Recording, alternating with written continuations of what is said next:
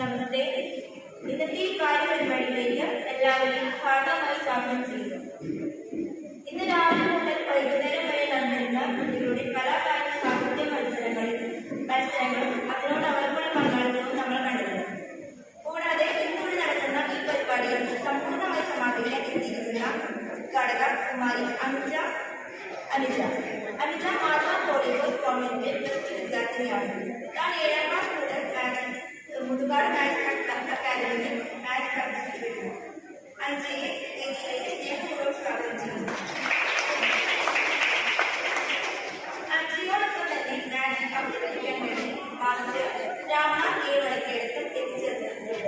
ചേച്ചിയോടൊപ്പം തന്നെയാണ് രാംനാഥും മാത്സ് അഭ്യസിക്കാൻ വേണ്ടി. 10ാം ക്ലാസ് വിദ്യാർത്ഥിയായ രാംനാഥും മുതുകാട് മാത്സ് അക്കാദമിയിലെ വിദ്യാർത്ഥിയാണ്. ഈ വീഡിയോയുടെ അധ്യക്ഷ സ്ഥാനം വഹിക്കുന്നത് കുമാരി അനില വാഴീഷാണ്. വിദ്യോദയ സ്കൂൾ 10ാം ക്ലാസ് വിദ്യാർത്ഥിനിയാണ് അനില.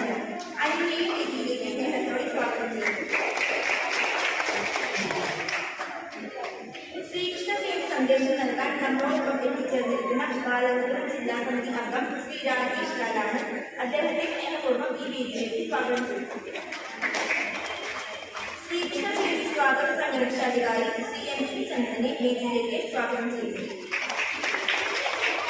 ശ്രീകൃഷ്ണ ജയന്തി സ്വാഗത സംഘം ആഘോഷ പ്രമുഖ ശ്രീ ശിവാലയ ഹസ്തനെ വേദിയിലേക്ക് സ്വാഗതം ചെയ്യുന്നു. എല്ലാവരെയും വേദിയിലേക്ക് സ്വാഗതം ചെയ്യുന്നത്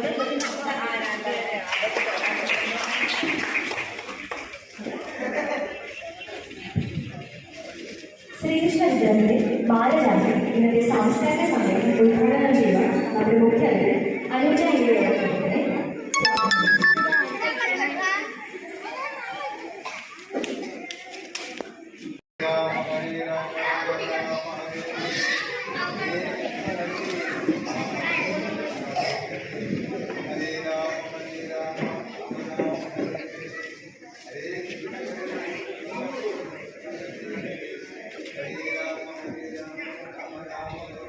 എല്ലാവർക്കും നമസ്കാരം. ഈ വർഷത്തെ ശ്രീകൃഷ്ണ ജയന്തി ആഘോഷങ്ങൾ ഓഗസ്റ്റ് 26-ന് നമ്മൾ വിപുലമായി കൊണ്ടാടുകയാണ്. അതിൻ്റെ ഭാഗമായി നടക്കുന്ന കുട്ടികളുടെ സാംസ്കാരിക സമ്മേളനത്തിൽ നമസ്തേ. ബഹുമാനപ്പെട്ട അധ്യക്ഷ കുമാരി വാഴി, സദസ്സിലിരിക്കുന്ന മറ്റു വ്യക്തികളെ, പ്രിയപ്പെട്ട ഗുരുജനങ്ങളെ, സഹോദരന്മാരെ, എല്ലാവർക്കും നമസ്കാരം. ഞാൻ അനുജ ഇറക്കുന്നത് കോട്ടക്കൽപുഴ വോളണ്ടിയേഴ്സ് ഹയർ സെക്കൻഡറി സ്കൂളിൽ 10th സ്റ്റാൻഡേർഡ് പഠിക്കുന്നത്. അതോടൊപ്പം തന്നെ ഞാനൊരു മജീഷ്യൻ കൂടിയാണ്. എറണാകുളത്തുള്ള മുതുകാട് ഡാൻസ് അക്കാദമിയിൽ ഏകദേശം 4 വർഷമായിട്ട് ഡാൻസ് പഠിച്ചു വരുന്നുണ്ട്. ശ്രീകൃഷ്ണ ജയന്തിയോടനുബന്ധിച്ചുള്ള സാംസ്കാരിക സമ്മേളനം ഉദ്ഘാടനം ചെയ്യാനൊരു അവസരം ലഭിച്ചതിൽ എനിക്ക് വളരെയധികം സന്തോഷം. അതിനുപരി ഞാനിത് ദൈവത്തിന്റെ ഒരു അനുഗ്രഹമായിട്ടാണ് കാണുന്നത്. ഞാൻ ഏകദേശം 130ഓളം സ്റ്റേജുകളിൽ രാജ്യങ്ങൾ ചെയ്തിട്ടുണ്ട്. പക്ഷേ ഇങ്ങനെ അവസരം എനിക്ക് ആദ്യമായിട്ടാണ് ലഭിക്കുന്നത്. അപ്പോൾ അതിൻ്റെതായ കുറവുകൾ സംഭവിച്ചേക്കാം. അപ്പോൾ ആദ്യം തന്നെ കുറവ് ഉണ്ടെങ്കിൽ കാണുകയാണെങ്കിൽ എല്ലാവരും ക്ഷമിക്കണമെന്ന് അഭ്യർത്ഥിച്ചുകൊണ്ട് ഞാൻ തുടങ്ങുകയാണ്. ശ്രീകൃഷ്ണ ജയന്തി എന്താണെന്നും അതിന് പിന്നിലുള്ള കഥകൾ ഇവിടെ എല്ലാവർക്കും അറിയാമെന്ന് എനിക്ക് ഉറപ്പാണ്. എങ്കിലും ഞാൻ നിങ്ങൾക്ക് മുന്നിൽ ഞാനത് പങ്കുവയ്ക്കുകയാണ്. ഭഗവാൻ മഹാവിഷ്ണുവിന് 10 അവതാരമാണുള്ളത്. 10ാമത്തെ അവതാരത്തിൽ 8ാമത്തെ അവതാരമായ ശ്രീകൃഷ്ണന്റെ ജന്മദിവസമാണ് ശ്രീകൃഷ്ണ ജന്മാഷ്ടമി. ചിങ്ങമാസത്തിൽ രോഹിണി നക്ഷത്രവും അഷ്ടമിയും ഒത്തുചേർന്ന ദിനത്തിലാണ് ശ്രീകൃഷ്ണൻ അവതരിക്കുന്നത്. മഹാവിഷ്ണുവിന്റെ 10 അവതാരങ്ങളും ഭൂമിയിൽ അവതരിച്ചിരിക്കുന്നത് ലോകത്തിലെ തിന്മയ്ക്കെതിരെ പോരാടുവാൻ വേണ്ടിയിട്ടാണ്. അതുപോലെ ലോകത്തിലെ നന്മയ്ക്ക് അപജയം വന്നപ്പോൾ ധർമ്മം പുനഃസ്ഥാപിക്കാൻ വേണ്ടിയിട്ടാണ് ഭഗവാൻ മഹാവിഷ്ണു ശ്രീകൃഷ്ണനായി ഭൂമിയിൽ അവതരിച്ചിരിക്കുന്നത് എന്നാണ് നമുക്കിടയിലുള്ള വിശ്വാസം. ശ്രീകൃഷ്ണന്റെ ജന്മം മുതൽ സ്വർഗാരോഹണം വരെയുള്ള കഥകൾ നമുക്ക് ഏവർക്കും സുപരിചിതമാണ്. ഇങ്ങനെ സംഭവ ബഹുലമായ ശ്രീകൃഷ്ണന്റെ ജീവിതത്തിലെ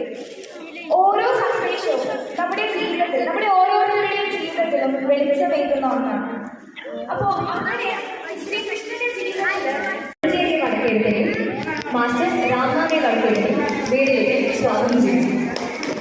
നമ്മുടെ ശ്രീമാതാവ് നൽകുന്നതിന് വേണ്ടി ശ്രീകൃഷ്ണ സ്വാഗത സംഘം രക്ഷാധികാരി ശ്രീ എം കെ ചന്ദ്രനും ആഘോഷപ്രഭു ശിവ എന്നിവരുടെ വീടിലേക്ക് സ്വാഗതം ചെയ്യുന്നു.